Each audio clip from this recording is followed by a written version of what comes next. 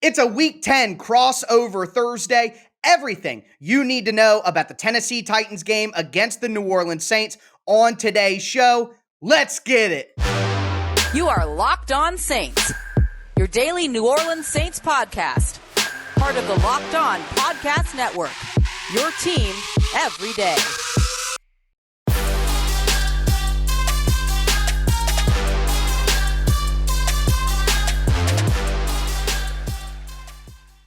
All right, everybody, welcome in, football fans, to another crossover Thursday edition this week. I'm so excited for this episode, let alone this game. The Tennessee Titans will be hosting the New Orleans Saints, so it's got to be our crossover Thursday today. Locked On Titans host Tyler Rowland at Tic Tac Titans. Myself, Ross Jackson, host of Locked On Saints at Ross Jackson Nola on Twitter. Going to talk to the biggest stories, biggest matchups, and take a look at what a win or loss looks like for both of these teams. Tyler, let's dive right into this. Oh, first of all, want to thank everybody for making us your first listen of the day, of course, here on the show. Don't forget, we're free and available on all platforms. And this crossover Thursday is brought to you by our friends over at McDonald's. Not only have they just been some place that you can go to get a tasty and affordable meal, they have been an unofficial community center helping out places and a part of the community since 1965. We thank them very much for all that they do, and we're loving it, just like we're loving this episode, just like we're loving this matchup.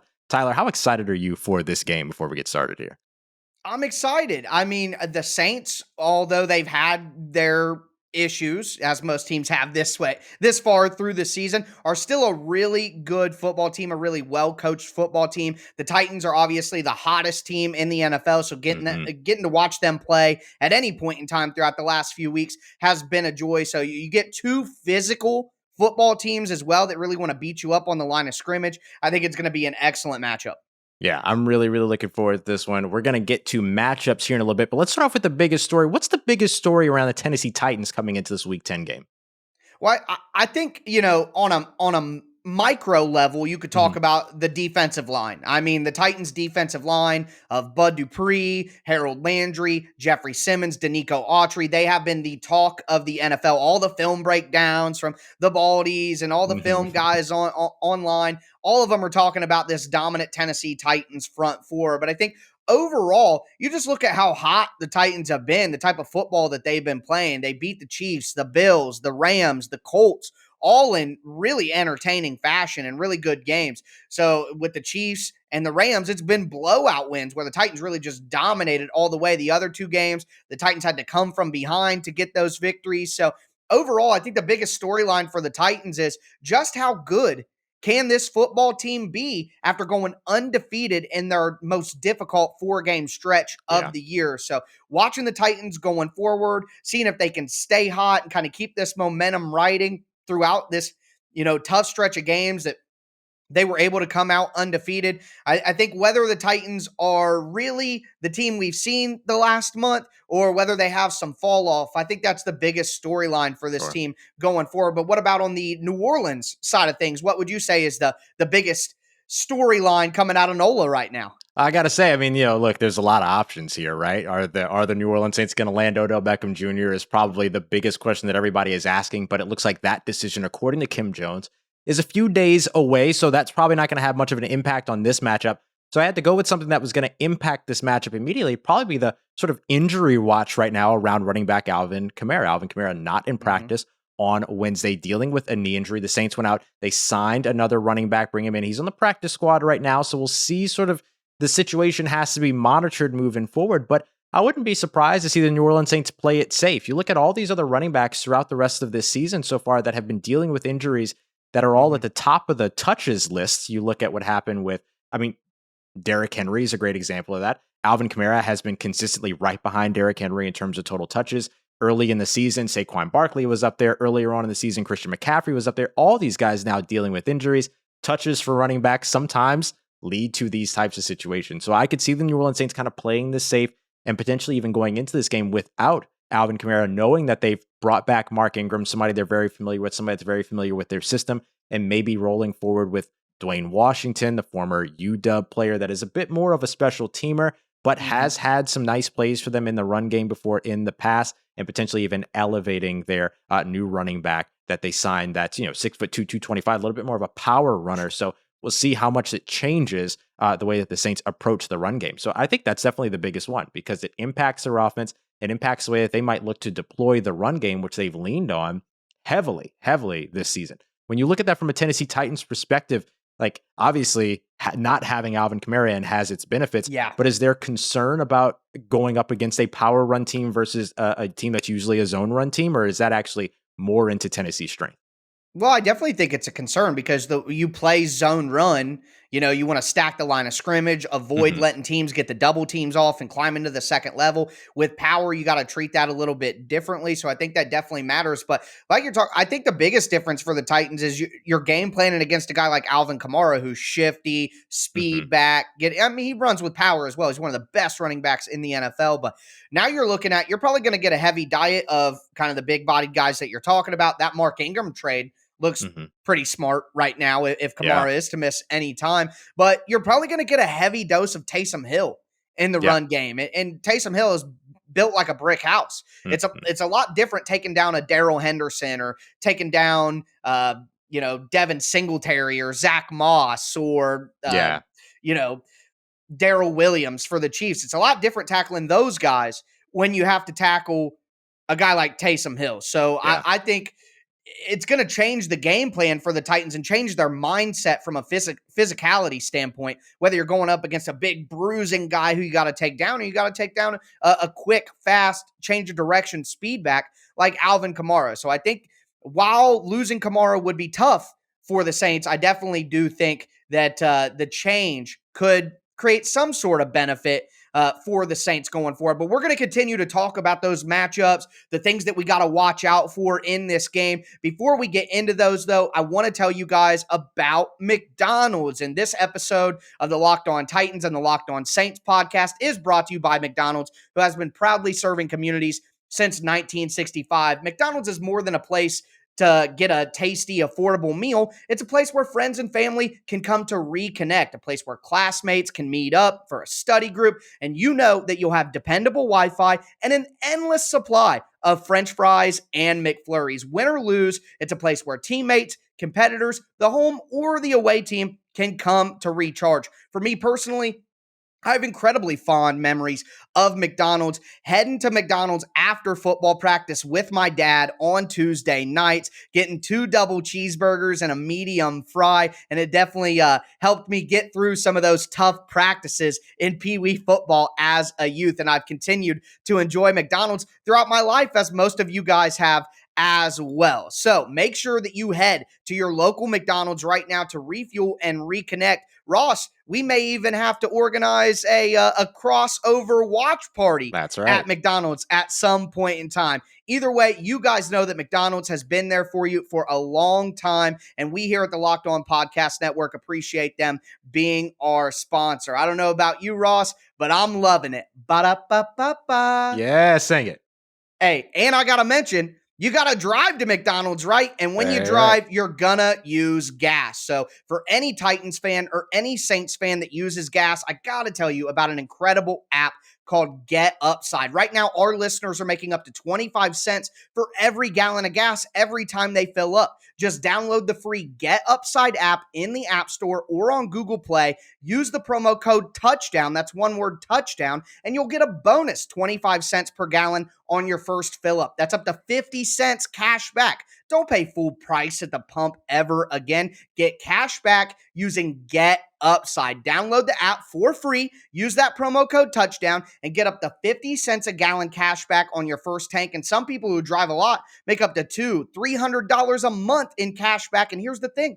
There's no catch. The cash back gets added right to your Get Upside account, and then you can cash out at any time directly to your bank account, to your PayPal, or even an e-gift card like for Amazon. Just download the free Get Upside app, use that promo code touchdown, and get up to 50 cents a gallon cash back on your first tank. That's promo code touchdown on the free Get Upside app. All right, y'all. Thank you very much again for making us your first listen of the day here on this Locked On Titans, Locked On Saints crossover, previewing this New Orleans Saints at Tennessee Titans matchup this weekend. You made a comment earlier where we were talking about Taysom Hill being a brick house. And rumor has it, they wrote the song. The Commodores wrote the song about Taysom Hill. I just wanted to get that in there. But now, when you look at the matchups here for this game, are there some individual matchups, either player to player or even position group to position group, that you're really looking forward to watching in this one? Well, I think both of my biggest concerns when it comes to the Titans and playing the Saints are with the Saints defense. So you have the defensive line that's just a really solid defensive line for the Saints. I know that they've, dealt with some injuries and everything like that, but you still have Cameron Jordan. You have Marcus Davenport, who can really make plays. I know that they got back David Onyemata. Is that the correct pronunciation? Got him back from suspension earlier this year. So when you have a stud defensive line like that, the only thing that has really completely disrupted the Titans so far this year has been incredible defensive line play. We saw Chandler Jones just absolutely dismantle the Titans offense in week 1. We saw the Titans really struggle against the Jets, who aren't a great football team, but up front, they have some really solid players like a John Franklin Myers, like a Quinnen Williams. So when you have a really talented defensive front, I think that is a concern for the Titans, because the Titans' offensive line has given up 27 sacks already this year. They gave up 24 all of last year. That is not good for people who are not putting 2 and 2 together. So Taylor Lewan missed last week's game. Starting right guard Nate Davis missed last week's game. You got a guy like Aaron Brewer, who's been a solid player, but an undrafted free agent from 2020, or a rookie like Dylan Radins from this year, who may be at that right guard spot.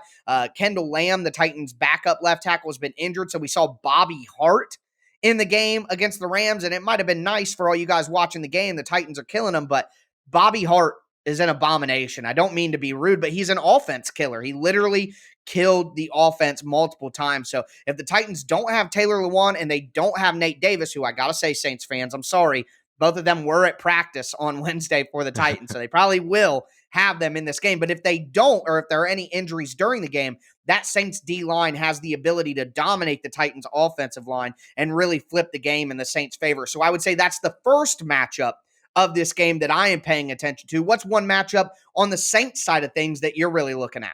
Yeah, for sure. I mean, look, we love our trenches, right? But I'm going to go ahead and go to skill position here real quick, because this is where the Saints struggled quite a bit last week.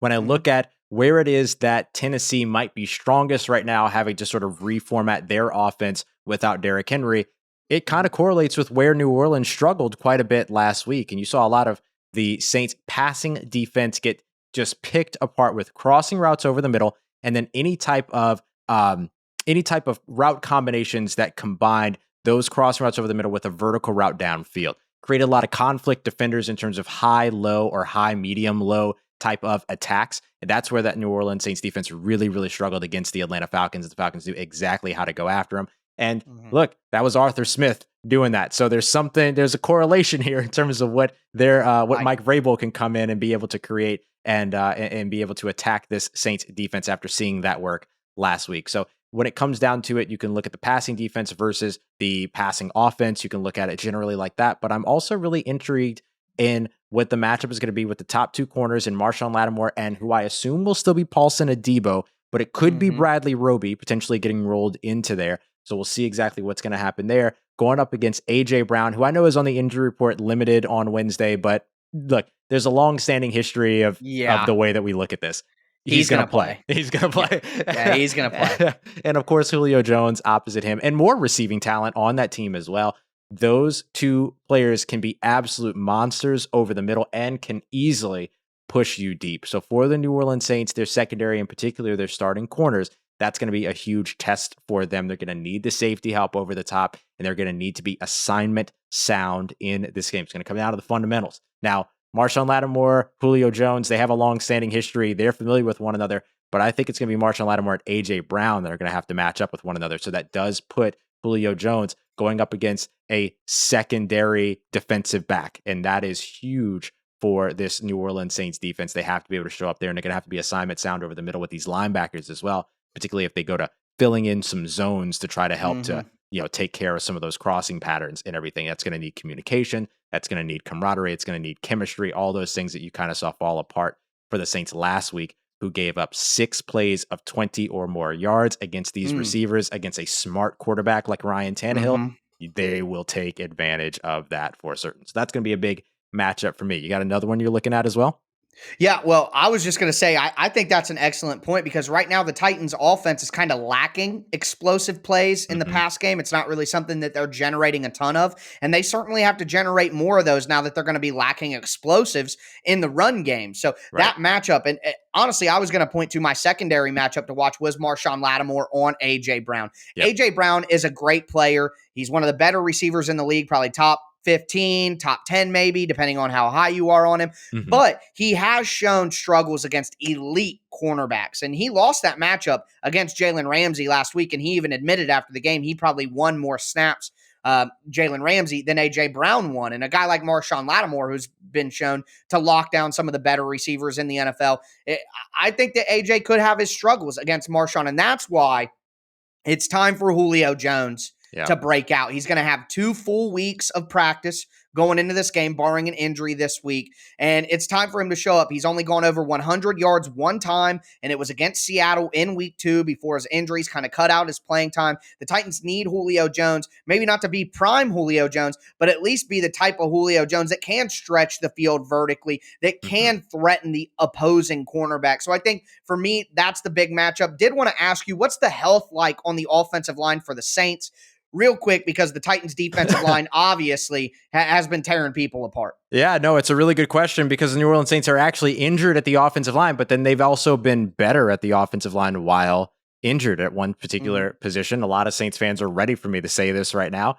Andrus Peat out for the season. James Hurst stepped into his place, and all of a sudden, this is the second best pass rush win rate offensive line in the NFL. They immediately improved, and I mean by percentage points in that advanced metric.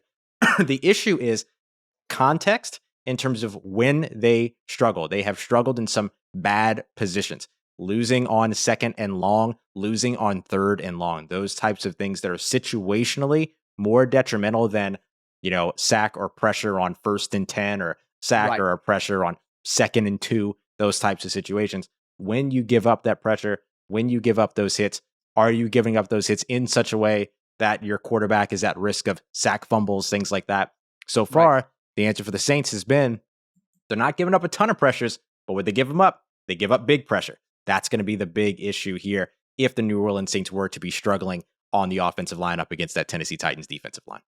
Yeah, you get in 2nd and long, you get in 3rd and long. It kind of limits the playbook. And with, struggling quarterback play at times, especially recently, that makes a lot of sense. But we are going to continue talking about this game. What we're going to do is we're going to look at what the game would look like depending on which team wins. So what are these things that these teams are going to have to do to find a way to come out victorious? Before we hop into that, do want to tell you guys about betonline.ag. Betonline.ag is back and better than ever. They have a brand new updated website with a new updated interface just in time for the start of the college basketball season. But it's not just college basketball, of course. They're still the number one spot for you to bet all the pro basketball and pro football action this fall. Make sure you head to that new updated website. You can use your desktop or your mobile device, sign up, and when you do, use the promo code LOCKED ON. That's one word, LOCKED ON. You're going to get a 50% welcome bonus on your first deposit. So whether it be college basketball, pro basketball,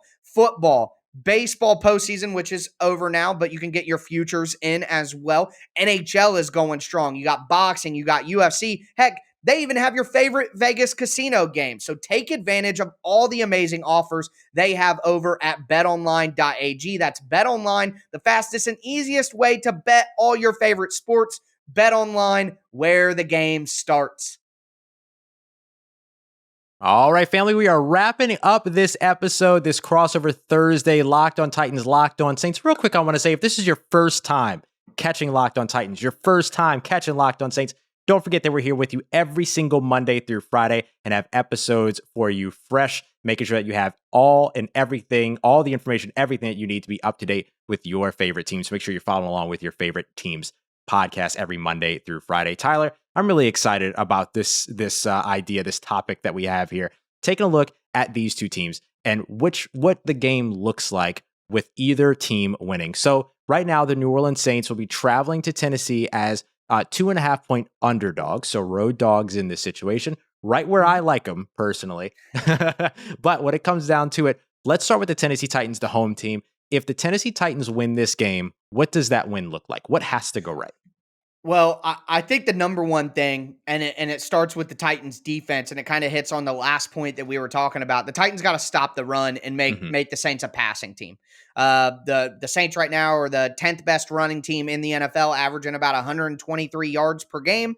And when you have a team like that who has shaky quarterback play, listen, Trevor Siemian was with the Titans all year last year. The Titans know what he can and what he can't do.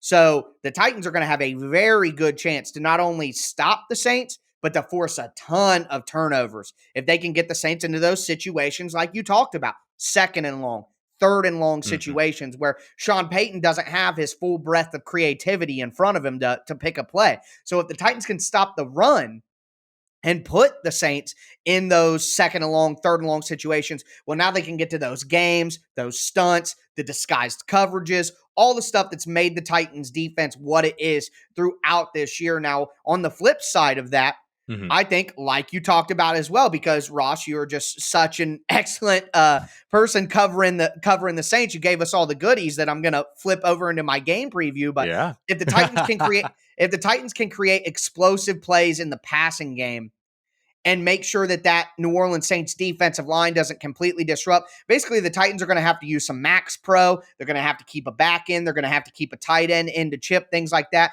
to give the Titans time to develop those long routes, that deep crosser with the deep post converted with it. You know what I mean? Those sort of deep route combinations that can leave the Saints vulnerable. Well, the Titans have to make sure that they have time to do that. So if the Titans can stop the run, put the Saints in third and long, second and long situations, that's advantageous to the Titans defense and their front seven. And then on the flip side, if the Titans can avoid being disrupted by that Saints pass rush, it'll give them opportunities to create explosive plays in the pass game to supplement the explosive plays that they're losing in the run game. And then ultimately the Titans will, I think if the Titans are able to accomplish both those things, this is like a 10, 11 point game. But a lot to ask for the Titans offensive line to do that, and a lot to ask from the Titans front seven against a really smart coach in Sean Payton. But if the Titans can do those things, I could see them winning, 31-20 somewhere in there. But on your side of things, Ross, the Saints, who are underdogs going against probably the hottest team in the NFL, I feel like that's not a biased take at this time.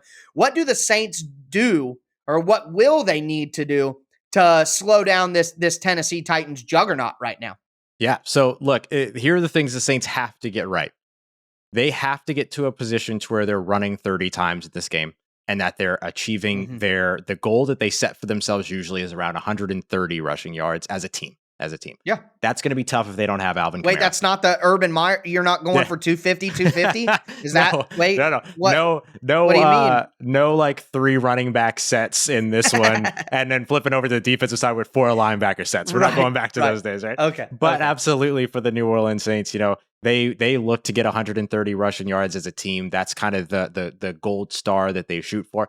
And they've done it a lot. I mean, last week they just barely got over 100, but they also ended up in an 18-point deficit and kind of had to abandon the run game after a little while. Yeah, absolutely. And so that impacted all of that. So, but if you look at the Saints, otherwise, they've gone over 130 yards or under 100. It's been one of the two all season, with the exception of that 100-yard game last week. They got to get back to that over 130-yard game. That helps them control the clock. That helps them win time of possession, all of those things. 2 things that Sean Payton wants to win every game: time of possession, turnover margin. That's not just Sean Payton. That's every coach in the NFL. But they have to be able to do that. The New Orleans Saints right now, 17-1 over the last 3 seasons when they win turnover differential. They have to get that done. They didn't generate any turnovers last week, and then they gave up the ball on a sack fumble. Can't have those things happen going into this one. And in fact, they actually missed 2 opportunities to recover fumbles that they forced. One on a special teams play, and one when Mike Davis should have been going to the ground to run the clock out and give the Falcons the opportunity to kick a field goal,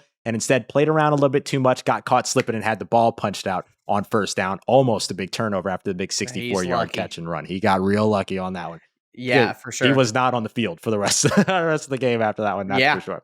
I understand that. Yeah. On the defensive side, the thing for me is that what the New Orleans Saints can't do is give up explosive scoring plays. What they have to be able to do is if they are going to give up the explosive plays, the red zone defense has to be sound. Last week, Tennessee Titans up against a very good Los Angeles Rams team, defense, all of it, 3 for 3 in the red zone. They were absolutely perfect. Mike Vrabel said, look, we didn't have the greatest game, wasn't the cleanest game, but boy, we were perfect in the red zone. And every coach wants that. Every coach loves that. The Saints went into the game against the Atlanta Falcons with the best red zone defense in the NFL, allowing a touchdown only 44% of those possessions. Very, very good defensive play in the red zone. And unfortunately gave up 3 touchdowns in the red zone up against Atlanta. So look, the Saints might be susceptible to these big plays and these big sort of explosive plays. They are the number 1 run defense in the NFL right now. 3.2 yards per carry allowed. That's best in the NFL.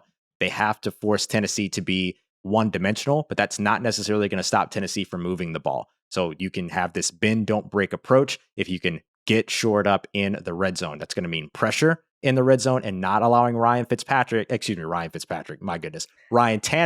who can be Ryan Fitzpatrick sometimes. He can be a little pesky. That's the way that I reference him. Interceptions this year, though. Yeah. And I think that makes, you're talking about turnovers. I think that's the key. And another thing I just want to throw in for the listeners here, the Saints have the second best average drive start position. And I know that's a mouthful, but basically right now they're averaging their drives are starting on their own 32-yard line. That's the second best in the NFL. So if the Titans turn over the ball, which they've shown that they can do this year, and put the Saints offense that maybe has their own struggles in advantageous, field position situations, that could really play into the Saints' hand because it has all year. I'm so glad that you brought up starting field position because I talk about it on Locked On Saints all the time because of what their special teams what their special teams ability is on this team. And the Saints, by the way, when they start at 30 or better on average in a game, they're like 9-1 over the last 10 games when they can do that. So they have been absolutely phenomenal in exactly those metrics. So it's a lot Brett of Kern.